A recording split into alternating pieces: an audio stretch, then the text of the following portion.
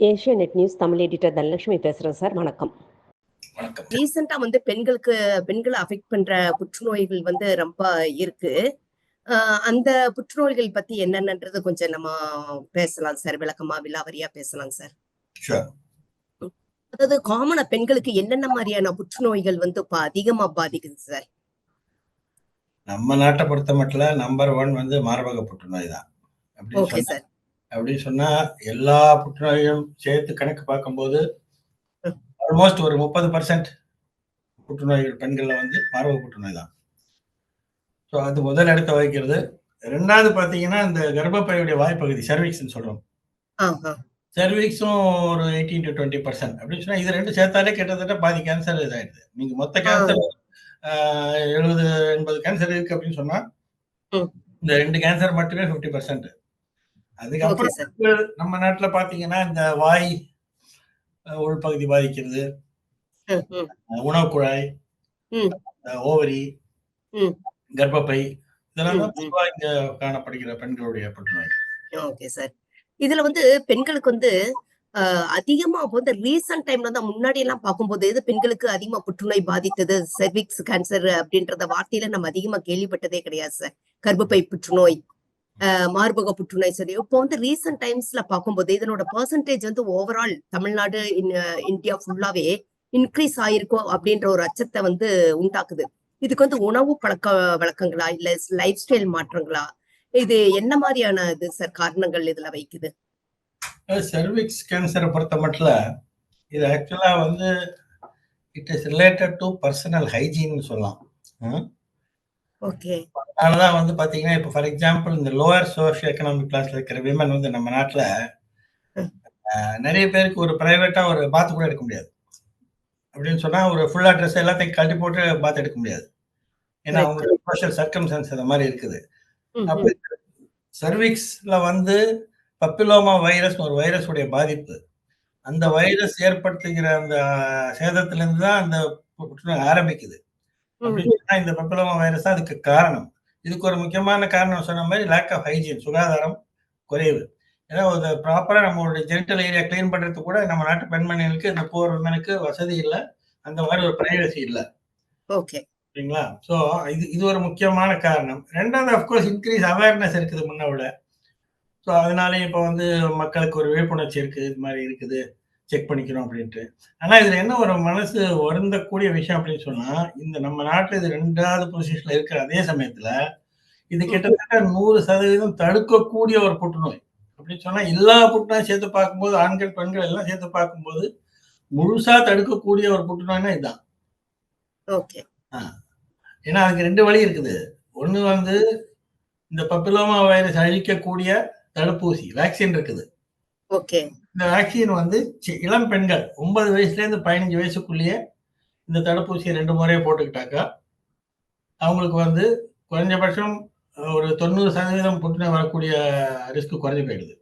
அதாவது age attend பண்ண முன்னாடி போடணுமா சார், இல்ல ஏஜ் அட்டன் பண்ணதுக்கு அப்புறம்? It is லைசென்ஸ்டு.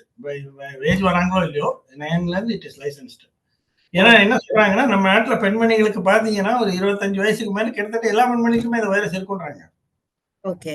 அதனுடைய என்னன்னு சொல்ல அந்த எக்ஸ்டென்ட் எவ்வளவு சிவியாரிட்டி இது மேல மாறுபடலாம், பட் இருக்கும். ரெண்டாவது செக்ஷுவலி டிரான்ஸ்மிட்டட் டிசீஸ் சொல்றாங்க. அப்படி சொன்னா ஆண்களுக்கு இதே வைரஸ் இருக்கு. ஸோ உடல் உறவு வச்சிருக்கிற பெண்மணிகளுக்கு ஆண்களுக்கு கூட கிடைக்கலாம். அதனால இந்த வயசுக்கு வந்த பிறகு நிச்சயமா இது தடுப்பு முறை எடுக்கணும்னு சொல்றாங்க. பட் 9 வயசுல இருந்தே போடலாம் இந்த தடுப்பூசி. ரெண்டாவது 25 வயசுக்கு மேல உள்ள பெண்மணிகளுக்கு இந்த பாப்ஸ்மியர் அப்படின்னு ஒரு டெஸ்ட் இருக்குது. இது ஒரு 10 நிமிஷம் தான் அதிகபட்சமா பிடிக்கும். இது 3 வருஷத்துக்கு ஒரு முறை செஞ்சா போதும். இது எந்த பெண் மருத்துவர், அரசாங்கமா இருக்கட்டும் தனியாரா இருக்கட்டும் எல்லா இடத்துலையும் செய்வாங்க. இது 3 வருஷத்துக்கு ஒரு வாட்டி செய்யறதுல என்ன அனுகூலம் அப்படின்னு சொன்னா ப்ரீ கேன்சரஸ், அதாவது புற்றுநோய் வரதுக்கு முன்னாடி உள்ள கட்டத்திலேயே நோயை கண்டுபிடிக்க முடியும். கண்டுபிடிச்சா அதை நோய் வராம தடுக்க முடியும். 3 வருட இடைவெளி ஓகே அப்படின்னு சொன்னா நீங்க ஒரு பெண்மணி 20 வயசுல இருந்து 60 வயசுல 30 வருஷத்துல 10 வாட்டி 10 × 15 150 நிமிஷம், 40 வருஷத்துல 150 நிமிஷம் அப்படின்னா 2.5 மணி நேரம். அது கூட பெண்மணிகளால் ஒதுக்கி வைக்க முடியல. இது படிக்காதவங்களுக்கு தெரியாதனால இருக்கான். படிச்ச பெண்மணிகளே இப்படிதான் பண்றாங்க, பெண் மருத்துவர்களே கூட இப்படிதான் பண்றாங்க. அவங்களே படிக்க மாட்டேன்றாங்க. ம். ஏன்னா நிறைய நம்ம நாட்டுல விழிப்புணர்ச்சி இருக்கு ஒரு பக்கம். ஆனா அதே சமயத்துல மெத்தனமும் இருக்கு. எனக்கு வராது அப்படின்னு பொதுவாக பல நோய்களை பத்தி எவ்வளவு நம்ம நினைக்கிறோம். நான் அப்படி இத இல்லை. வந்து ஒரு ஃபேமிலி ஹிஸ்டரி, ஹெரிடிட்டரி அப்படின்ற மாரி எடுத்துக்கிறதுனால மெத்தனமா இருக்காங்களா சார்? நமக்கு வராது. அது பப்ளிக் மைண்ட்ல வந்து 2 வார்த்தை வந்து கன்ஃபியூஸ் பண்ணிக்கிறாங்க. ஒண்ணு வந்து ஜெனடிக்னு ஒரு வார்த்தை இருக்கு, ஹெரிடிட்டின்னு ஒரு வார்த்தை இருக்குது. ம்ஹ்ம். அப்ப எல்லாரும் என்ன நினைக்கிறாங்க, ஜெனடிக்னா பரம்பரையா வருதுன்னு. அப்படி கிடையாது. ஜெனடிக்னா ஜீன்ல இருந்து வருது, அவ்வளவுதான். கரெக்ட். அப்போ எல்லா கேன்சருமே ஜெனடிக் தான். ஏதாவது ஒரு ஜீன் மாறுபட்டா, இரிவர்சிபிளா ம். மாறுபட்டா மியூட்டேஷன் சொல்றது. அந்த மாதிரி ம். வரும்போது தான் ஆரம்பிக்கும். ம். ஆனா ம். ஹெரிடிட்டின்றது அதே அந்த மியூட்டேட்டட் ஜீன், இந்த மாறுபட்ட மரபணு வந்து தலைமுறையா அம்மாட்ட இருந்து பண்ணிட்டு அவங்களுடைய பெண் அந்த மாதிரி வருது. அதுதான் பரம்பரையா வருது, ஹெரிடிட்டரி. அப்படி ம்ஹ்ம். பார்க்கும்போது 90% அதிகமான புற்றுநோய் வந்து ஹெரிடிட்டரி கிடையாது. ஓகே. பரம்பரையா வர்றது கிடையாது. ம். வாழ்க்கை முறையோ இல்ல வேற எது காரணங்களால இருக்கலாமே தவிர 10% கம்மி தான் வந்து பரம்பரையா வரக்கூடிய புற்றுநோய்கள். அதுலயும் சிலதுதான் அந்த ம்ஹ்ம். மாதிரி வரக்கூடியது. ம்ஹ்ம். உதாரணத்துக்கு மார்பக புற்றுநோய் சொன்னேன். அதுல வந்து ஒரு 10% பரம்பரையா வரக்கூடிய ஒரு அப்புறம் சார் பிரஸ்ட் கேன்சர்ன்றத வந்து ரைட் பிரஸ்ட் வந்து லெஃப்ட் பிரஸ்ட் தான் அதிகமா அஃபெக்ட் ஆகும்ன்றது ஒரு மெசேஜ் அப்படியே பரவிட்டே இருக்கு சார். இது எந்த அளவுக்கு உண்மை? அது ஓரளவுக்கு அதாவது இதெல்லாம் வந்து எபிடமியாலஜின்னு சொல்றேன். இது வந்து விஞ்ஞான ரீதியா இதனுடைய காரணம் அந்த அளவுக்கு திட்டவட்டமா தெரியல. ஆனா ம்ஹ்ம். நம்ம ஒரு 1000 மார்பக புற்றுநோய் அப்படி பார்த்தா கொஞ்சம் கூடுதல் லெஃப்ட் சைடுல தான் ஜாஸ்தி இருக்குது. அது ஓகே. திட்டவட்டமான காரணம் விஞ்ஞான ரீதியா நமக்கு தெரியல. Okay, but okay sir. கட்டத்துக்கு கட்டம் 2 மார்பிளையும் புற்றுநோய் வந்து ஒரே மாதிரி தான் சிகிச்சை, ஒரே மாதிரி தான் அவுட்கம். அதுல ஒண்ணும் வித்தியாசம் கிடையாது. கிடையாது. இதுக்கு என்ன மாரியான சிகிச்சை எல்லாம் குடுக்குறாங்க sir? First stage, second stage, 3, 4 நீங்களே வந்து நம்மளோட ஃபர்ஸ்ட் இன்டர்வியூல நீங்க சொல்லியிருக்கீங்க. ரொம்ப நல்லா எக்ஸ்பிளைன் பண்ணியிருந்தீங்க. எந்த கட்டத்துக்கு போகும்போது வந்து இவங்கள காப்பாத்தலாம்? எந்த கட்டத்துல இருக்கும்போது காப்பாத்த முடியாது? அதாவது மார்பக புற்றுநோய் எடுத்துக்கிட்டீங்கன்னாக்கா 4 கட்டம் இருக்குது. ஸ்டேஜ் 1, 2, 3, 4ன்ட்டு. Okay sir. முதல் கட்டம், 2வது கட்டம் இது 2மே வந்து சரியான சிகிச்சை பண்ணா பூரணமா 100% குணப்படுத்தலாம். அப்படின்னு சொன்னா நோய் திரும்பி வராது. அவங்க ம். போல நீண்ட நாள் பயந்து வேற ஏதாவது காரணத்துல தான் இருப்பாங்க. ம், ம். இந்த 3வது கட்டம், 4வது கட்டத்துல வந்து நோய் கட்டுப்படுத்தலாம். நோயினால் வர பிரச்சனைகளை குறைக்கலாம். புதிய நோய் வருவதை தவிர்க்கலாம். ஆயுள் நீடிக்க வைக்கலாம், எல்லாம் செய்யலாம். ஆனா பூரணமா குணப்படுத்துறது வந்து கஷ்டம். அப்படின்னு சொன்னா இருக்கிற நோயை மறைய வச்சா கூட ஒரு ம். காலகட்டத்துக்கு பிறகு அது மறுபடியும் திரும்பி வர்றதுக்கு தான் பாசிபிலிட்டி இருக்குது. ஓகே. அட்வான்ஸ் ஸ்டேஜ்ல. ஆனா 1 ஓகே. அண்ட் 2ல வந்து பூரணமா குணப்படுத்தலாம். எல்லா அணுக்களையுமே ஆயிடுச்சு. ஓகே. நான் கூட இந்த 7, 8 இயர்ஸ் முன்னாடி நான் கூட எனக்கு டெஸ்ட்டுக்காக போயிருக்கும்போது சார், அங்க ஒரு லேடிய வுமன நான் வந்து மீட் பண்ணேன். அவங்க சொல்றாங்க, "நான் இந்த கேன்சர் வந்து பூர்ணமா குணமாகி நான் வந்துட்டேன். நான் வந்து லைஃப் நல்லா லீட் பண்ணிட்டு இருக்கேன்." அவங்க சொல்லும்போது எனக்கு ரொம்ப சந்தோஷமா இருந்துச்சு சார். இந்த அளவுக்கு நம்ம ஒரு அட்வான்ஸ் மெடிக்கல் அவைலபிலிட்டி நம்ம இன்னைக்கு நமக்கு கிடைக்குது. ஒரு இந்தியாவுல கிடைக்குது அப்படிங்கும்போது ரொம்ப சந்தோஷமா இருக்கு. ஆனாலும் இன்னுமே இந்த அவேர்னஸ கிரியேட் பண்றதுக்கு மருத்துவ உலகம் என்ன செய்யலாம்ன்னு இருக்கு? என்ன செஞ்சிருக்கீங்க இதுவரைக்கும்? மருத்துவ உலகம்ன்றத விட என்னுடைய அபிப்பிராயத்துல வந்து இந்த எஜுகேஷன் ஃபீல்டு அதாவது பேசிக் ஸ்கூல், காலேஜ் லெவல்ல இருந்தே வந்து இந்த ம். அது ஆரோக்கியத்தை பத்தி ஒரு விழிப்புணர்ச்சி, ம்ஹ்ம். ஒரு அலர்ட்னஸ் இத வந்து சொல்லிக் குடுக்கணும். ஏன்னா கரெக்ட். நம்ம நாட்டுல பொதுவா ஒரு ஆட்டிட்யூட் என்னன்னா, நோய் வந்த பிறகு தான் மருத்துவர்ட்ட போவாங்க. நல்லா ம். இருக்கும்போது யாரும் மருத்துவர்ட்ட போமாட்டாங்க. எனக்கு இந்த நோய் வராம தடுக்கணும்னா நான் என்ன செய்யணும்? இது ம்ஹ்ம். புற்றுநோய்ன்னு இல்ல. இப்ப இருதய நோயா இருக்கலாம், சர்க்கரை வியாதியா இருக்கலாம், என்னவெல்லாம் இருக்கலாம். எந்த ம். வியாதிக்குமே வந்து நான் ஆரோக்கியமான வாழ்க்கை முறை நான் என்ன செய்யணும்? எந்த ம்ஹ்ம். பழக்கங்களை நான் கடைபிடிக்கணும்? எந்த பழக்கங்களை நான் கைவிடணும்? நான் என்ன சாப்பிடணும்? எவ்வளோ ம்ஹ்ம். உடற்பயிற்சி செய்யணும்? இந்த மாதிரிலாம் கேட்டு தெரிஞ்சுக்கிட்டாங்கன்னா, எப்பவுமே 2வது ஒரு அறிகுறி வரும்போது அத வந்து அசட்டே விடக்கூடாது. நம்ம நாட்டுல அதுவும் ஒரு முக்கியமான காரணம். இப்ப நெறைய நான் இப்ப என்னுடைய இதிலேயே பார்க்கிறேன் மருத்துவமனையில வந்து, இப்போ வெளியிலேயே தெரியிற மாதிரி ஒரு கட்டி இருக்கும். கழுத்துல ஒரு கட்டின்னு வச்சுக்கங்களேன். இப்ப நம்ம ம். கேட்போம், "அது எவ்வளோ நாளா இருக்கு சார்னாக்கா?" "இது 8 மாசமா இருக்குது" அப்படின்னுவாங்க. "முள்ள முள்ள ம். வளர்ந்துச்சு." "ஏன் வரல?" அப்படின்னா, "இல்ல என் பையனுக்கு பரீட்சை இருந்தது. என் பொண்ணுக்கு இது." அப்போ என்ன அர்த்தம்? ஆரோக்கியத்துக்கு வந்து முதலிடம் கிடையாது. இந்த கரெக்ட். மற்ற குடும்ப நிகழ்ச்சிகள், வேறு பிரச்சனைகள் இதுக்கு தான் முக்கியத்துவம் குடுக்கப்படுகிறது. அப்படி இருக்கக்கூடாது. எது ஆரோக்கியத்த பாதிக்கிறதோ அதுக்கு தான் முதலிடம் குடுக்கணும். அந்த அவேர்னஸ், அந்த அலர்ட்னஸ் இது ரொம்ப முக்கியம். மருத்துவ ம். உலகத்துல பார்த்தீங்கன்னா, இப்ப பல கட்டங்கள்ல பல விதமான இப்போ நெறைய பேர் இப்ப இந்த மாரி நிகழ்ச்சிகள் நம்ம பண்றோம். ஊடகம் வழியா பண்றோம். இதுல பத்திரிகைகள் எழுதுறோம். பல இடங்கள்ல பேச்சு கொடுக்குறோம். பள்ளிக்கூடங்கள், அந்த அலுவலகங்கள் இங்கெல்லாம் கூட நான் போய் ஹெல்த் அவேர்னஸ் டாக் கொடுக்குறேன். அது மாதிரி பல மருத்துவர்கள் கொடுக்குறாங்க. இதெல்லாம் பண்ணிட்டு இருக்காங்க.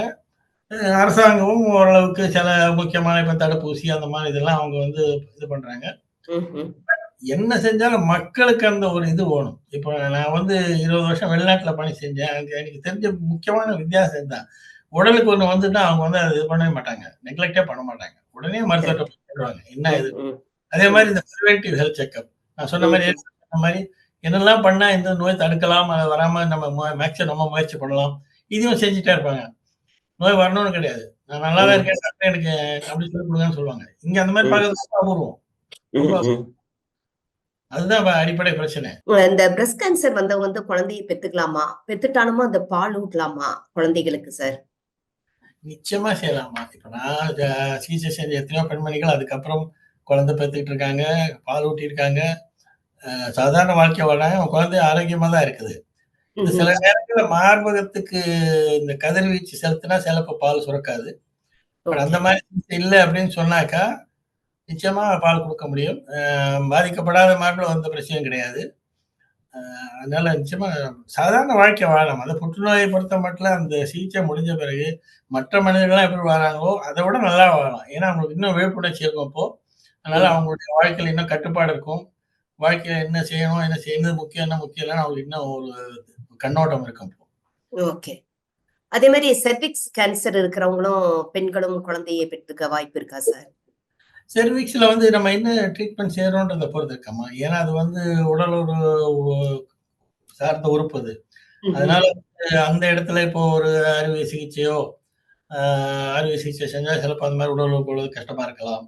இல்லது நான் சொன்ன மாதிரி கதிர்வீச்சு செஞ்சா சிலப்போ அந்த கர்ப்பம் தரிக்கக்கூடிய அந்த வாய்ப்பு இழந்துடலாம்.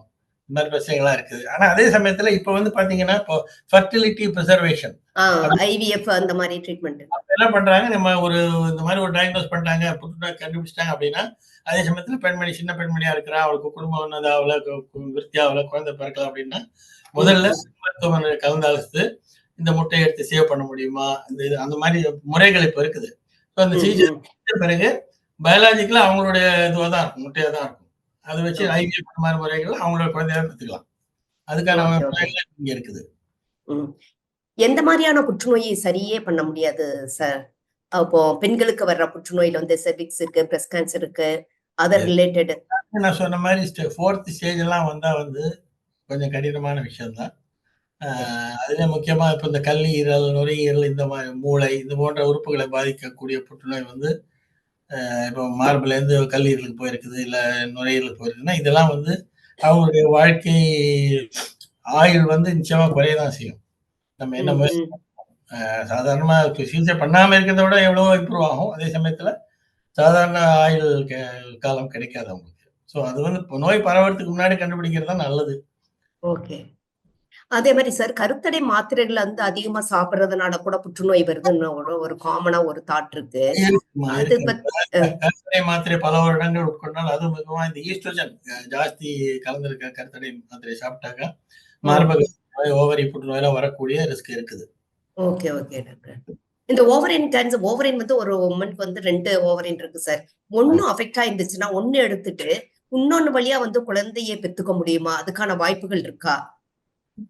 வாய்ப்புகள் இருக்கு. ஆனா பொதுவா வந்து ஓவரியை பொறுத்த மட்டும் இப்ப இந்த கட்டம் பத்தி பேசணும் இல்லைங்களா, ஸ்டேஜ் 1, 2, 3, 4 ஓவரியை பொறுத்த மட்டும் சர்ஜிக்கல் ஸ்டேஜிங் அப்படின்னு சொன்னா ஓவரியில வந்து புற்றுநோய் இருக்குதுன்னா சாதாரணபடி சிகிச்சை என்னன்னு பாத்தீங்கன்னா 2 ஓவரி கர்ப்பப்பை எல்லாத்தையும் எடுத்துருவாங்க. ஆனா சின்ன பெண்மணி இப்போ 20 வயசு பொண்ணு வரா ஒரு ஓவரியில கேன்சர் அப்படின்னா நீங்க சொன்ன இது கடைபிடிக்கலாம். அதாவது அவங்ககிட்ட நம்ம அதுக்கு நிறைய காஷன் சொல்லணும். அதாவது அந்த இன்னொரு ஓவரி நமக்கு ஆரோக்கியமா தெரிஞ்சாலும் கண்ணுக்கு தெரியாத நோய் அதில் மறைஞ்சிருக்கலாம். நமக்கு இந்த கர்ப்பம் தரிக்கக்கூடிய ஒரு சந்தர்ப்பம் அவங்களுக்கு கொடுக்கணுன்றதுக்காக நம்ம வேறு முறைகள் அது கீமோதெரப்பி அந்த மாதிரி ஏதாவது கொடுத்து பிற்காலத்துல அந்த மாதிரி பெற்றுக்கிட்டவங்க நிறைய பெண்கள் இருக்காங்க. எங்கிட்ட ட்ரீட்மெண்ட் பண்ண பெண்களே நிறைய பேர் இருக்காங்க. ஒரு ஓவரி மட்டும் எடுத்துட்டு இருக்காங்க. ஆனா அது சரியான சிகிச்சை முறைன்னு பாத்தீங்கன்னா 2 ஓவரி தான் எடுக்கணும். ஓவரி புற்றுநோய் இன்னொரு ஓவரியில வந்து ஸ்கேன்ல எதுவும் தெரியலன்னா கூட சில நேரங்கள்ல கண்ணுக்கு தெரியாத நுண்ணளவுல அதுல நோய் இருக்கலாம். அந்த ஸ்டேஜிங்னு பார்த்தா ப்ரொசீஜர் அதான் கரெக்ட். பட் நீங்க சொன்ன மாதிரி குறிப்பிட்ட பெண்மணிகளை நம்ம அவங்க கலந்தாலோசித்து அவங்களுக்கு குழந்தை பெற்றுக்கணுன்ற ஆசை ரொம்ப முக்கியம், அவங்க வாழ்க்கையில் ஒரு பெரிய இது அப்படின்னு சொன்னா நம்ம அதுக்காக நம்ம வேற சிகிச்சை முறைகளை கடைபிடிக்கலாம். இந்த டை அப்ளை பண்றதுனால ஸ்கின் கேன்சர் வர்றதுக்கான வாய்ப்புகள் இருக்கா டாக்டர்? இப்போ வந்து பலதரப்பட்ட டை எல்லாம் வந்து ஹேர் டைஸ் வந்திருக்கு. இதனால ஏதாவது பாதிப்பு இருக்கா? ஸ்கின் கேர் அஃபெக்ட் ஆகுறது? ஆக்சுவலா ஸ்கின் புற்றுநோய் நேரடியாக வர்றதுக்கான இது இல்லை. பட் வேற இப்போ உதாரணத்துக்கு லிம்போமா அப்படின்னு ஒரு புற்றுநோய் இருக்குது, நிணநீர் சக்தியை பாதிக்கக்கூடிய புற்றுநோய். அதெல்லாம் வந்து ஹேர் டையோட அதுக்கு ரிஸ்க் இருக்குதான் சொல்றாங்க. அதாவது ரசாயனம் கலந்த hair dye, chemical hair dye. இது வந்து இப்போ வந்து ரெகுலரா ரொம்ப வருஷங்கள் போடாம இருக்கிறது தான் நல்லது. Okay doctor. ஏன்னா இந்த மாதிரி ரிஸ்க் கொஞ்சம் இருக்கதான் செய்யுது. அதுக்காக போடணும் கிடையாது, பட் கொஞ்சம் கூடுதல் ரிஸ்க் இருக்கதான் செய்யுது. Okay okay. எந்த மாதிரி உணவுகளை வந்து இந்த புற்றுநோயை வராமல் இருக்கிறதுக்காக தவிர்ப்பது நல்லது டாக்டர்? ஓவர் ஈட்டிங் பத்தி நீங்க போன இன்டர்வியூல சொல்லியிருந்தீங்க. இத பத்தி கொஞ்சம் காமனா நம்ம வந்து மக்களுக்கு என்ன சொல்ல விரும்புறீங்க நீங்க? முதல்ல நம்ம தவிர்க்க வேண்டியது தினசரி அடிப்படையில வெளியே தயாரித்த சாப்பாடு சாப்பிடுவது. ஓகே. இது நிறைய பேர் இப்ப வந்து பல காரணங்களால வந்து ஒரு வேளையாவது தினசரி வெளியே தான் உட்கொள்கிறார்கள். அவர்கள் வேலை செய்கிற அலுவலகத்துல இருக்கலாம், எங்கேயா இருக்கலாம். அதுக்கு பல காரணங்கள் சொல்கிறாங்க. குடும்பம் ஊர்ல இல்லைன்னு சொல்றாங்க, இல்ல மனைவி கணவன் 2 பேரும் வேலை செய்யறதுனால வீட்டுல நமக்கு டைம் இல்லைன்னு சொல்றாங்க. ஏதோ ஒரு காரணத்துக்காக எப்பொழுதுமே வந்து வெளி உணவு சாப்பிட்டா அதுல என்ன பிரச்சனைன்னு கேட்டீங்கன்னா, வெளி உணவு வந்து ஆரோக்கியத்துக்காக தயாரிக்கப்பட்ட உணவு இல்லை, ருசிக்காக தயாரிக்கப்பட்ட உணவு. அப்படிதான் நம்ம அந்த அவர்கிட்டயே நம்ம போவோம். அது ஹோட்டலா இருக்கலாம், தனிப்பட்ட நபருடைய சமையலா இருக்கலாம். அவர்கிட்ட நம்ம ஒரு கஸ்டமரா திரும்பி போகணும்னா ருசி இருந்தா தான் நம்ம போவோம். அப்படி நம்ம பழக்கப்படுத்திக்கிட்டோம். அப்ப அவங்க ருசி சேர்க்கறதுக்காக அவங்களோட கொழுப்பு சத்து ஜாஸ்தி சேர்ப்பாங்க. அதுல நிறங்கள் சேர்க்கலாம் அல்லது வாசனை திரவியங்கள் சேர்க்கலாம். இது எல்லாமே வந்து புற்றுநோய் உருவாக்கக்கூடிய விஷயங்கள். அப்போ வந்து காலப்போக்கில் இதையே நான் சொன்ன மாதிரி தினசரி அடிப்படையில் சாப்பிட்டுட்டு இருந்தா பல புற்றுநோய்கள் வரக்கூடிய வாய்ப்பு இருக்குது ஆண்களுக்கு. அதே மாதிரி இந்த பதப்படுத்தப்பட்ட உணவு, ப்ராசஸ் ஃபுட், இதுவே பாத்தீங்கன்னாக்கா ஒரு இயற்கையில ஒரு உணவு வந்து 1.5 வருஷம் 2 வருஷம் எல்லாம் அப்படி இருக்காது, கெட்டு போயிடும். நீங்க ஷெல்ஃப்ல பாத்தீங்கன்னா ஜூலை 2026 வரைக்கும் வைக்கலாம் அப்படின்னு போட்டிருப்பான். அப்ப அந்த நாளுக்கு அவ்வளவு நாள் இருக்கணும்னா அது ரசாயன முறையில அதனுடைய ஆயுள் நீடிக்கப்பட்டிருக்கு. அதுதான் ப்ராசஸ் ஃபுட். அதுலயே நான் சொன்ன மாதிரி கலரிங், ஃபிளேவரிங் எல்லாம் போடுறாங்க. அதுவும் வந்து புற்றுநோய் வரக்கூடிய விஷயங்கள். அதனால இப்ப நீங்க சின்ன பசங்களே வந்து 2 வயசு பையனுக்கு அழுதா உடனே பேக்கெட் சிப்ஸ் தான் கொடுக்குறாங்க அம்மா. இதெல்லாம் வந்து ப்ராசஸ் ஃபுட். இதெல்லாம் கொடுக்காம இருக்கிறது தான் நல்லது. காலப்போக்கில் இதெல்லாம் வந்து புற்றுநோய் வரக்கூடிய சூழ்நிலை உருவாக்கும். வீட்லயே சாப்பிடுற உணவுல வந்து கொழுப்பு சத்து ஜாஸ்தி இருக்கிற உணவுகள், இந்த எண்ணெயில பொரித்த உணவுகள், ஃப்ரைடு ஃபுட்டு, அப்புறம் ஒரு அடிக்கடி இந்த சிகப்பு இறைச்சி சாப்பிடுதல், இதெல்லாம் ரிஸ்க் அதிகரிக்கும். அதே சமயத்துல காய்கறி, பச்சை காய்கறி, பழங்கள் தினமும் உட்கொண்டா புற்றுநோய் வரக்கூடிய ரிஸ்க் குறையும், கணிசமாக குறையும். அதனால எல்லாருமே தினசரி காய்கறிகள் உட்கொள்ள வேண்டும். அந்த சீசனல் ஃப்ரூட், அந்த காலகட்டத்தில் என்ன பழம் கிடைக்குதோ அதை சாப்பிட்டா போறோம். எல்லா பழமும் இது கெட்டது நல்லதெல்லாம் கிடையாது. சில பழங்கள் உட்கொள்ளக்கூடாது. பட் இது புற்றுநோயை பொறுத்த மட்டும் எல்லா பழங்களுமே நல்லதுதான். இது ஒரு பக்கம். உணவுல எடை கூடுதலா இருக்கக்கூடாது. உடல் பருமன் புற்றுநோய்கள், மார்பக புற்றுநோய்க்கெல்லாம் முக்கியமான காரணம் இப்ப சொல்லப்படுகிறது உடல் பருமன் தான். அதான் நகர பெண்மணிகள், கிராமத்து பெண்மணிகள் ஜாஸ்தியா இருக்கு. ஏன்னா நகர பெண்மணிகள் தான் பொதுவாக வந்து இன்னும் ரிச் ஃபுட் சாப்பிடுறாங்க. அவங்களோட எல்லா பணிகளுக்கும் அவங்களுக்கு கேட்ஜெட் இருக்குது, போறதுக்கு வாகனம் இருக்குது. அதனால வந்து அவங்களுக்கு வெயிட் போடக்கூடிய ஒரு இது இருக்குது. அதே நம்மளுடைய கலாச்சாரத்துல பாத்தீங்கன்னா ஒரு கல்யாணம் ஆற வரைக்கும் தான் ஒரு பெண்மணி வந்து தோற்றம் நல்லா இருக்கும் அப்படின்னு நினைக்கிறார். கல்யாணம் ஆகி 2 குழந்தை எல்லாம் பத்திட்டா இப்படி இருந்தா போறோம் அப்படின்னு. அது வந்து நம்ம தோற்றம் பத்தி யோசிக்க கூடாது, ஆரோக்கியத்தை பத்தி யோசிக்கணும். அதுக்காக நம்ம உடல் பருமன் வராம பாத்துக்கணும். இது தோற்றத்தை தோற்றம் வந்து அவங்களோட தனிப்பட்ட விருப்பம். அதை வச்சு நம்ம சொல்லல. ஆரோக்கியத்துக்கு எடை போடாம இருக்கிறது நல்லது. அதே மாதிரி இப்ப இந்த நடுத்தர வர்க்கத்துல இருக்கிறவங்க வந்து நிறைய வீட்டுல வந்து பெண்மணி என்ன பண்ணுவாங்க, மத்தவங்க எல்லாம் சாப்பிடாது வந்து நம்ம காசு கொடுத்து கஷ்டப்பட்டு காசு கொடுத்து வாங்கி வச்சு வேஸ்டா போகுது அப்படின்னு சாப்பிடுவாங்க. இதுவும் வந்து நல்ல பழக்கம் கிடையாது. இதெல்லாம் வந்து அப்போ பெண்மணி தண்ணியை வந்து மதிக்கிறது இல்லை. அப்போ தன்னோட குபத்தரியமா நினைக்கிறாங்க. அது மாதிரி கூட இருக்கக்கூடாது. வாட்டி ஜாஸ்தி ஆகுதுன்னா அடுத்த வாட்டி குறைச்சலாம் சமைக்கணும். நான் யாராவது வீட்டுல கேட்டா சொல்லணும், நான் போன வாட்டி சமைச்சா நீங்க எல்லாம் சாப்பிடல.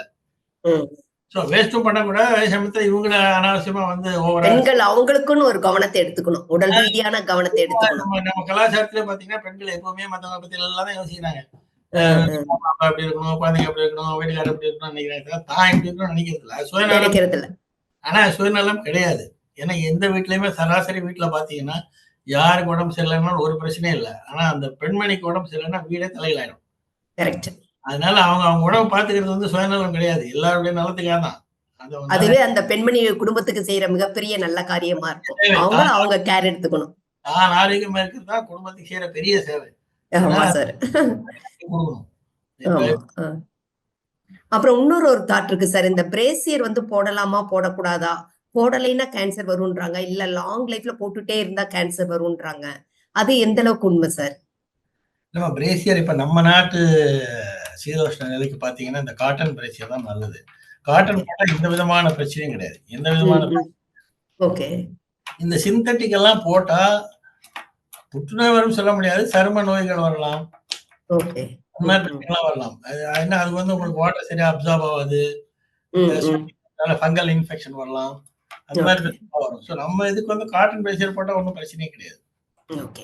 கொழுப்புக்கும் புற்றுநோய்க்கும் ஏதாவது சம்பந்தம் இருக்கா டாக்டர்? கொழுப்பு அதிகமா இருந்தா புற்றுநோய் வரும்? நிச்சயமா. கொழுப்பு சத்து உள்ள உணவுகள், உடல் பருமன் ஏற்கனவே சொன்ன மாதிரி எல்லாமே வந்து புற்றுநோய் வழிவகுக்கும். இப்ப நிறைய பாத்தீங்கன்னா சோசியல் மீடியால சர்க்கரை சாப்பிடக்கூடாதுன்னு சொல்லுவாங்க. ஆக்சுவலா சர்க்கரை இல்ல பிரச்சனை. சர்க்கரை வந்து உடம்புல வந்து சேமித்து வைக்க முடியாது. நம்ம வந்து உடனே அதை வந்து எல்லா அணுக்களுக்கும் வந்து ஒரு சோர்ஸ் ஆஃப் எனர்ஜின்னு பாத்தீங்கன்னா சர்க்கரை தான். எல்லா அணுக்களும் வேலை செய்யணும்னா அதுக்கு சர்க்கரை வேணும். அப்போ சர்க்கரை இல்லாம இருக்க முடியாது. அதே சமயத்தில் நமக்கு தேவைக்கு மேல சர்க்கரை சாப்பிட்டா உடம்பு அதை கொழுப்பா மாத்திரும். அப்ப அந்த கொழுப்பு தான் பிரச்சனை. அப்ப நான் எல்லா நாளும் அதுக்குதான் அந்த ஓவரா சாப்பிடக்கூடாதுன்னு சொல்றது. ஏன்னா ஓவரா சாப்பிட்டா அந்த இது ஆட்டோமேட்டிக்கா கொழுப்பா தான் மாறிடும். ஸோ தினசரி கொஞ்சம் கொஞ்சமா சேர்ந்து காலப்போக்கில் உடல் பருமன் வரும். வரக்கூடிய வாய்ப்பு இருக்குது. Okay doctor. இது வரைக்கும் எங்களோட கேள்விகளுக்கு பொறுமையா நல்லா பதில் சொல்லியிருக்கீங்க சார் டாக்டர். உங்களோட ஃபர்ஸ்ட் வீடியோவே ரொம்ப நல்லா இருந்தது. இன்னும் நல்லா போயிட்டு இருக்கு. அதே மாதிரி இந்த வீடியோ நல்லா ஒர்க் பண்ணோம். ரொம்ப ரொம்ப நன்றி சார். பொறுமையா எங்களுக்கு கேள்வி பதில் சொன்னதுக்கு. Thank you sir. Thank you so much sir.